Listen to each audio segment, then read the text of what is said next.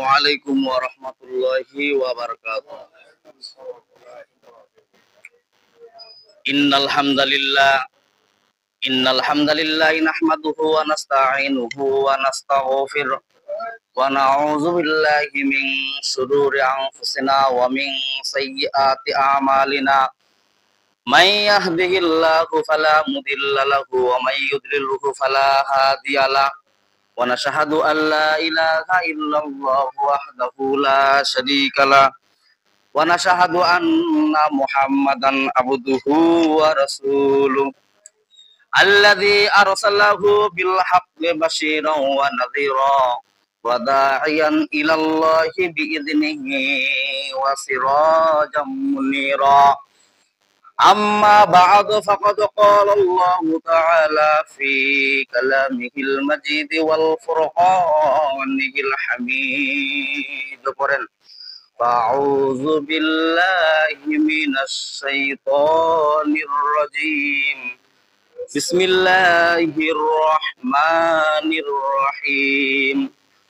Laisal birra an tuwallu wujuhakum qiblal masyriqi wal maghribi walakinnal birra man amana billahi wal yawmil akhir wal malaikati wal kitabi wan nabiyyin wa atal mala ala hubbihi dhawil qurba wal yatama wal masakin wa banas sabil was-sa'ilina wa fir riqab wa aqamas salata wa ataz zakah wal mufuna bi ahdihim idza ahadu was-sabirina fil ba'sa'i wad-dharra'i wa hinal ba's. Ulaika alladzina sadaqu wa ulaika humul muttaqun. Wa qala an-nabiyyu sallallahu alaihi wasallam la yu'minu ahadukum hatta akuna habba ilayhi min walidihi wa waladihi wan nasi ajma'in aw kama qala alaihi salatu wassalam. Wa qala Allah ta'ala fi kalamihil majid wal furqanil hamid. A'udzu billahi minasy syaithanir rajim. Innallaha wa malaikatahu yusholluna 'alan nabi ya ayyuhalladzina amanu shallu 'alaihi wa sallimu taslima. Durud Ibrahim kori Allahumma সামনে কথাটা পুরা করেন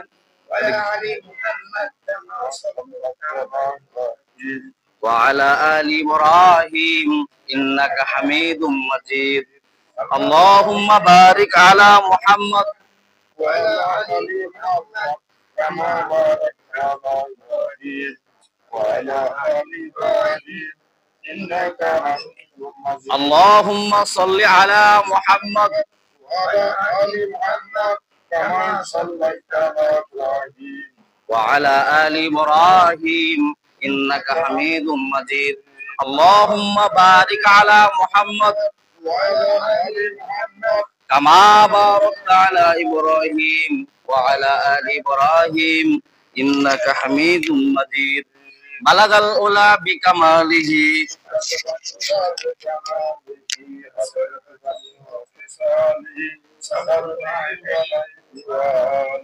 আকাশে কান্দে জমিনও কান্দে কান্দে দরিয়ার পানি পুত্রের শখে কান্দে নগো ফাতেমা জননী. বালাগাল উলা বিকামালিহি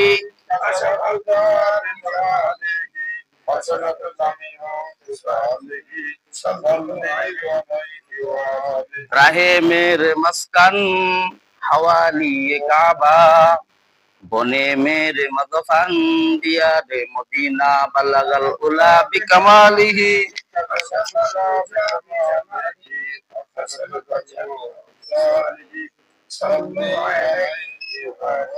ইমানের পথে অবিচল থেকে আমার মরণ যেন হয়। ইমানের পথে অবিচল থেকে আমার মরণ যেন হয়। তোমারই কাছে মিনতি আমার, তোমারই কাছে মিনতি আমার, ও গো মহিম দয়াময়। ইমানের পথে অবিচল থেকে আমার মরণ যেন হয়, ইমানের পথে অবিচল থেকে আমার মরণ যেন হয়। আলহামদুলিল্লাহ, সমস্ত প্রশংসা সেই মহান রব্বুল আলামিনের, যিনি আমাদের মুহররম মাসের দ্বিতীয় জুমায় শরীক হওয়ার তৌফিক দান করলেন। সেই মহান দরবারে আমরা শুকরিয়া জ্ঞাপন করি। আমরা সকলে বলি আলহামদুলিল্লাহ। আল্লাহ পাক কালামের ভিতরে বলেন, লা ইন শাকারতুম লা আযিদান্নাকুম ওয়া লা ইন কাফারতুম ইন্না আযাবি লাশাদীদ। যে বান্দা আমার নিয়ামত পায়, নিয়ামতের শুকরিয়া আদায় করে, তার নিয়ামতকে আমি আল্লাহ পাক বাড়ায় দিই। বলি সুবহানাল্লাহ। মুহররম মাসের দ্বিতীয় জুমা আল্লাহ পাক যে আমাদের শরীক করলেন, এটা অশেষ নিয়ামত। যাকে তাকে এই মুহররম মাসে আল্লাহ শরীক করেন। অনেক লোক আছে, দেখেন এই যে দেখেন, কালকে একটা দুর্ঘটনা ঘটে গেল। একজন চৌধুরী বংশের একজন মেয়ে, মনে করেন যে দুইটা পায়ে আল্লাহ কিছু করে দিল, হসপিটালে পড়ে আছে, ঠিক না? পারতেন, আপনিও তো পড়ে থাকতে পারতেন, ঠিক না? আল্লাহ তাআলা আপনার সব দুইটা সুস্থতা রাখছেন, এই জন্য আল্লাহ তাআলা শুকরিয়া আদায় করবেন না? বেশি বেশি করে আদায় করেন, বলেন আলহামদুলিল্লাহ। এই যে আল্লাহ পাক সমস্ত কাজ থেকে ফারেক করে আল্লাহর কাজে যে নিয়োজিত রাখলেন, এটা একটা অশেষ নিয়ামত, ঠিক না বলে? একজন ক্যান্সার রোগী বলতেছে, ক্যান্সার রোগী বলতেছে, উনি বলতেছে যে আমি ক্যান্সার রোগী, যে আমাদের জীবনটা যে আছে, ভাই আল্লাহর কাছে তো আবদার করিয়েন না যে আমার বাড়ির খাবার নাই, ওইটা নাই, এটা নাই। আমি ক্যান্সার রোগী, বিছনায় পড়ে আছি। আমি জানি যে দুনিয়ার মধ্যে চলাফেরা করা, একটা খেটে খাওয়া, সুস্থ শরীর রাখা, এটাই তো আল্লাহর বড় নিয়ামত, বলেন না সুবহানাল্লাহ। যে আল্লাহ পাক যে এটা তৌফিক দান করলেন, এটা একটা বড় নিয়ামত। এজন্য আমরা বলি আলহামদুলিল্লাহ। আল্লাহুম্মা সাল্লি সালাতান কামিলান ওয়া সাল্লি সালামান আলা মুহাম্মদ। একটু সকলে আওয়াজ করে বলি সাল্লাল্লাহু আলাইহি ওয়াসাল্লাম।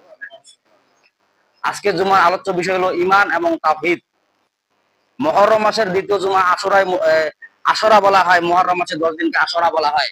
এই আশুরা তাৎপর্য হলো, বিশ্বনবীজি হাদিসের মধ্যে পড়েন, হযরত আব্দুল্লাহ ইবনে আব্বাস রাদিয়াল্লাহু তাআলা আনহু থেকে বর্ণনা, তিনি বলেন যে মুহররম মাসের যে 10 যে একটা আছে, এই তারিখে বিশ্বনবীজি রোজা রাখতেন, বলেন না সুবহানাল্লাহ। এবং সাহাবীদেরকেও রোজা রাখার কথা বলতেন। যখন এই কথা ইহুদি নাসারা শুনলো, ইহুদি নাসারাও রোজা রাখতো, এই মাস বরকতিয়া মাস, আমরাও রোজা রাখি। তখন বিশ্বনবীজি সাহাবীদেরকে গোপন কামরায় ডাকে বললেন যে ইহুদির উল্টাটা করো, ইহুদি রাখবে একটা, তোমরা রাখো, মানে 9, 10, 10, 11 মিল করে তোমরা রোজা রাখো। আর এই রোজা তাৎপর্য হলো যে গত বছরের যত সগীরা গুনাহ আছে, আল্লাহ পাক সমস্ত গুনাহ আপনার মাফ করে দিবে, বলেন না সুবহানাল্লাহ। এই রোজার হলো তাৎপর্য, ফর্মুলা। এখন রোজার তাৎপর্য গেল, এখন আসলো ঈমান এবং তাওহীদ। ঈমান কি এবং তাওহীদ কি?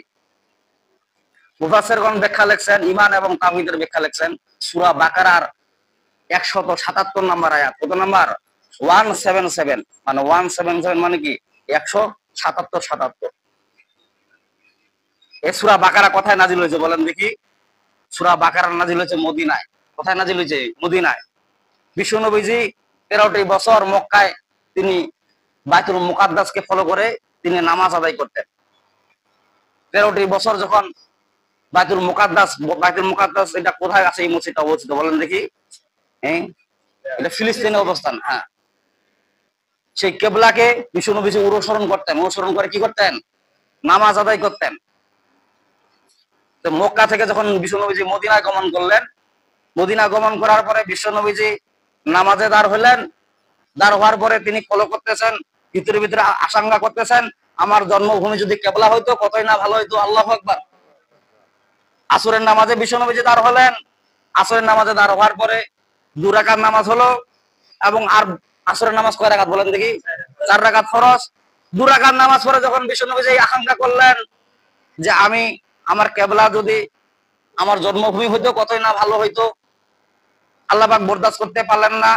আল্লাহ পাক সন্তুষ্ট হয়ে সাথে সাথে আয়াত নাযিল করে দিলেন, বলেন না সুবহানাল্লাহ। আল্লাহ পাক বলেন, কদ নারা তাকাল্লুবা ওয়াজহিকা ফিস সামাই ফালানুওয়াল্লিয়ান্নাকা কিবলাতান তারদাহা ফাওয়াল্লি ওয়াজহাকা শাতরাল মাসজিদিল হারাম। আল্লাহু আকবার। আল্লাহ পাক বলেন, হে রাসূল, আপনি ভিতরে আশা আকাঙ্ক্ষা করলেন, আপনি মনে করতেছেন বাইতুল আকসা আপনি কেবলা মনে করতে যাচ্ছেন না, আপনি মনে করতে যাচ্ছেন আপনার জন্মভূমিটা কেবলা হয়ে যাক। আমি আল্লাহ পাক বরদাস্ত করতে পারি না।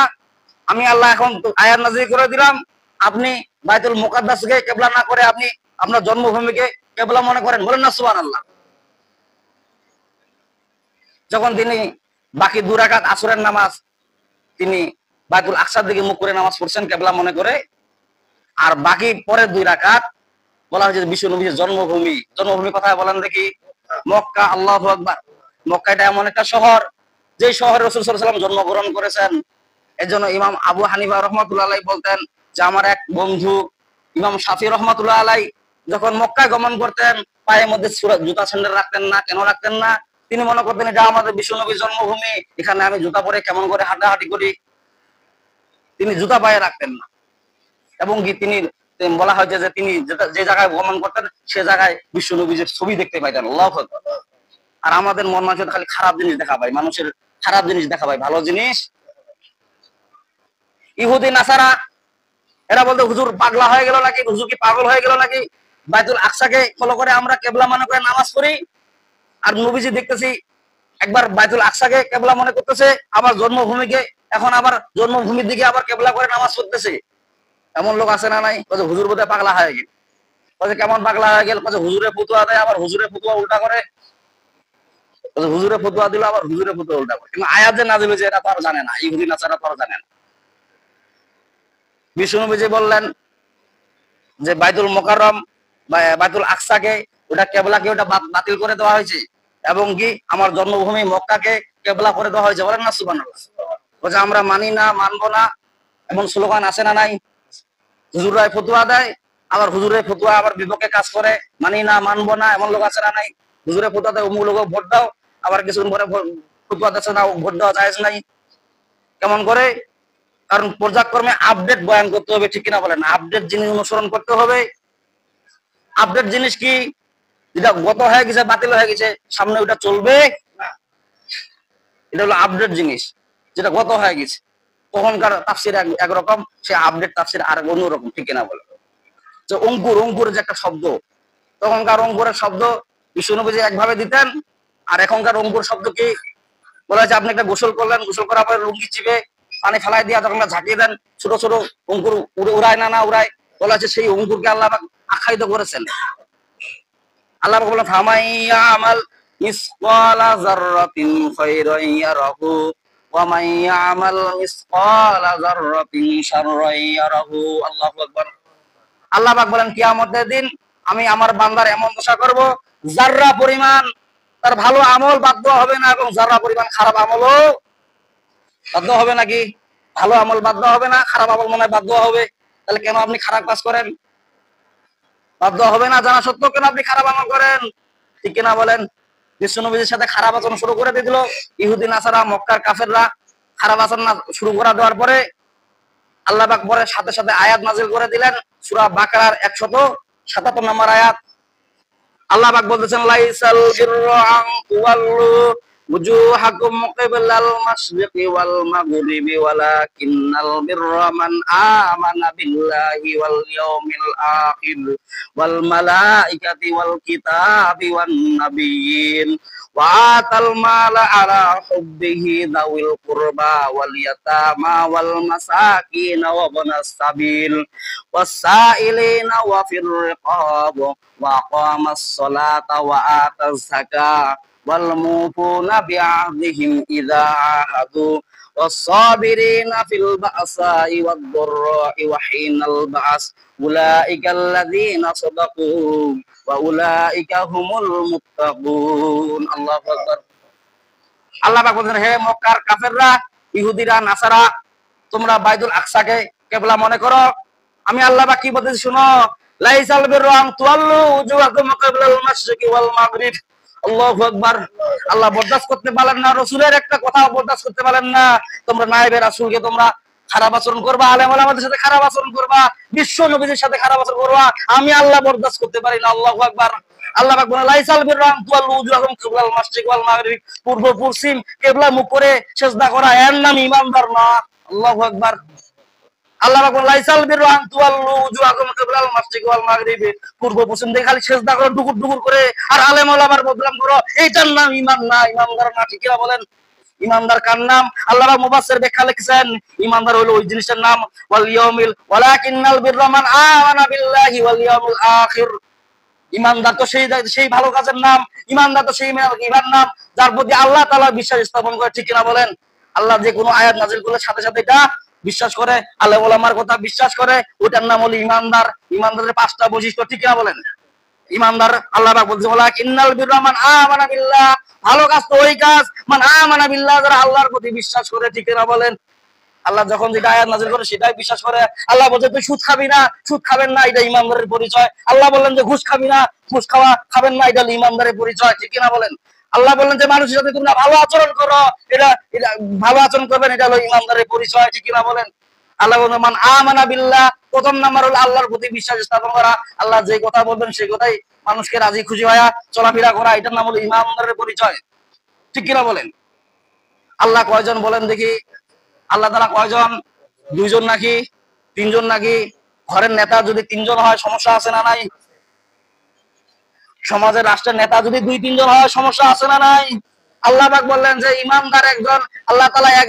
ঈমানদার কেবলমাত্র আল্লাহকে বিশ্বাস করবে। ঠিক কিনা বলেন? আল্লাহকে বিশ্বাস করবে, মানে আল্লাহ তাআলাকে মানবে। ঘরের মধ্যে যদি 3টা নেতা থাকে তাহলে সমস্যা আছে না? এই নেতা কয়েছে ঘরটা এরকম করে গুছাও, ওই নেতা কয় ওরকম করে গুছা, এই নেতা বলে এইভাবে গুছা। এমন দল আছে না নাই? এক কথা আমার দিকে আসো, ওই কথা আমার দিকে আসো, এক কথা ওই দিকে যাও, খালি দলের মানে হিসাব নেই। বিএমপি কয় আমি খুব ভালো, এক কথা আমি খুব ভালো, এক কথা আমি খুব ভালো, সবকিছু তো গেল, থাকলো আর কি। ঠিক কিনা বলেন?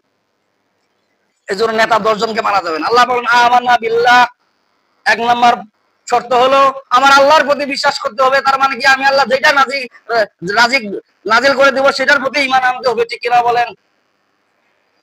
আল্লাহ যদি আপনাকে যদি খারাপ অবস্থায় রাখে আপনি শুকরিয়া আদায় করবেন কেন? আদায় করবেন, আল্লাহ তো আমাকে খারাপ অবস্থায় রেখেছে। ঠিক কিনা বলেন?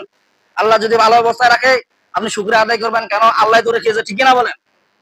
যখনই কোনো বান্দা শুকরিয়া আদায় করে আল্লাহ পাক শুকরিয়া খুশি হয়ে আল্লাহ পাক তাকে জান্নাত দান করবেন। বলেন না সুবহানাল্লাহ, আরো ভালো রাস্তা সহজ করে দিবেন।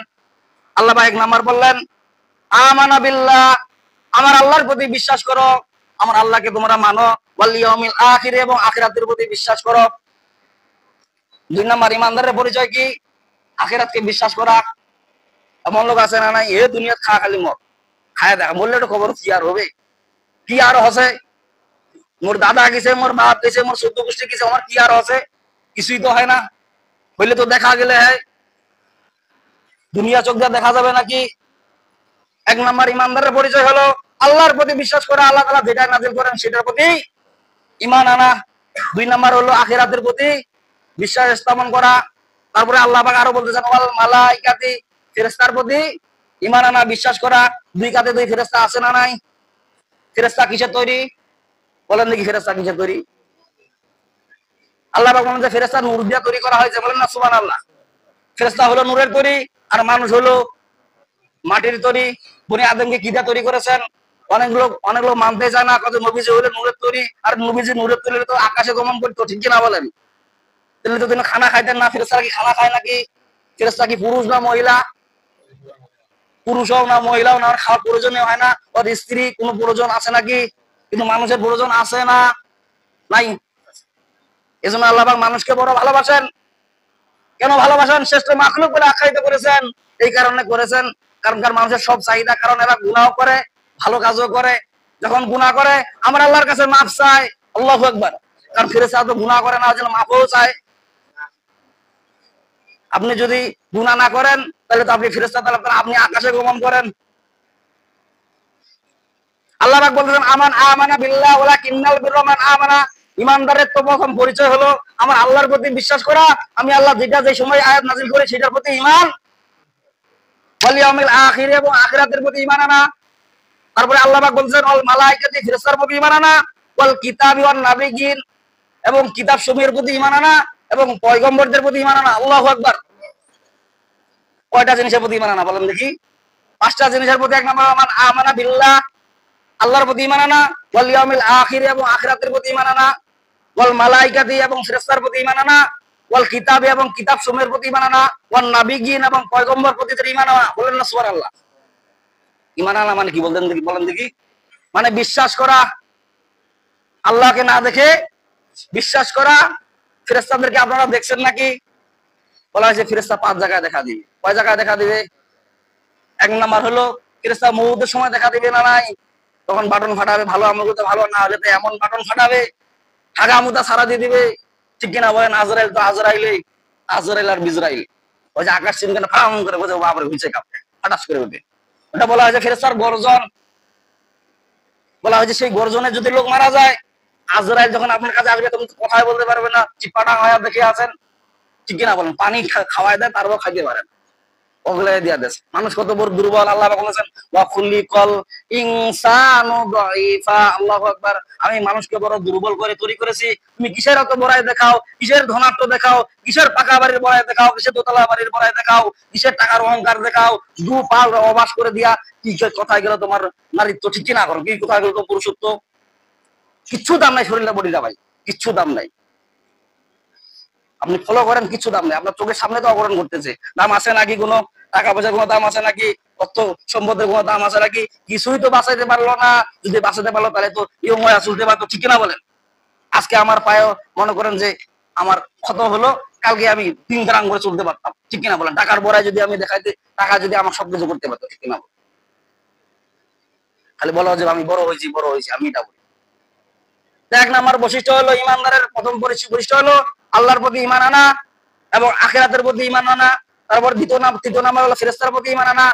তারপর 4 নাম্বার হলো কিতাব সমূহের প্রতি ঈমান আনা। তার মানে কি? কোরআন শরীফ যেটা বলবে সেটাই, কোরআনের আইন মানা। নবীজি বলেন যারা কোরআন দিয়ে বিশ্বাস দেশ পরিচালনা করে না তারা কাফের। আল্লাহ পাক বললেন সূরা মাইদার মধ্যে বলতেছেন ওমাই ইয়াহকুম বিমা আনজালাল্লাহু ফাউলাইকা হুমুল ফাসিকুন। যারা কোরআনের আইন দিয়ে বিচার ফয়সালা করে না তারা ফাসিক, তারা কাফের, তারা জালেম। ঘোষণাকার। কোরআন আইন দিয়া চালায়, যারা কোরআন বুঝে তারাই তো চালাবে। ঠিক কিনা বলেন? আর যারা কোরআন বুঝে না তারা কি চালাবে? তারা আলেম ওলামার ভুল ধরে বেড়াবে। 56 জায়গায় 53 জায়গায় ভুল করছে। বলে না নাই, মুখে নাই দাঁড়িয়ে ফুটলা দেয় মুফতি সাহেব। এমন আছে না নাই? নামাজ কালাম নাই, ব্লাউজ গাদ দিয়া যায়, ঈদের নামাজও পড়তে যায়, জুমার নামাজও আসে, আর ফতুয়া দেয় আলেম ওলামার বিরুদ্ধে, কোরআনের বিরুদ্ধে। ভিতরে বোম মারলেও বর ফাঁসিলাত কি দিবা লাগে জানে না, খালি আলেম ওলামার ভুল ধরিয়া যায়। এমন লোক আছে না নাই? ওদেরকে যদি আপনি ভোট দেন তাহলে কি করবে? ওরা তো দেশের 12টা তো বাঁচাবে। ঠিক কিনা বলেন?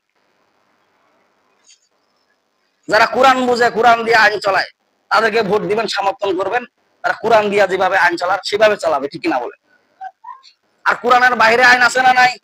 এটা হলো শয়তানের আইন। কোরআনের ভিতরে আইন হলো আল্লাহ তাআলার আইন, আর কোরআনের বাইরে যতগুলো আইন আছে সবগুলা শয়তানের আইন। ঠিক কিনা বলেন? যার ভিতরে কোরআন আছে তার মানে কি তারা কোরআন দিয়ে রাষ্ট্র চালাবে। আর যার ভিতরে কোরআন নাই তাদেরকে যদি ভোট দেন, তারা রাষ্ট্রে যদি কোরআন দিয়ে আইন না চালায়, তার গুনার ভাগী আপনিও সাপোর্টার। ঠিক কিনা বলেন? এমন এই জন্য ইমানদারকে ভোট দেওয়া লাগবে। কাকে ভোট দেওয়া লাগবে? ইমানদারকে ভোট দেওয়া লাগবে।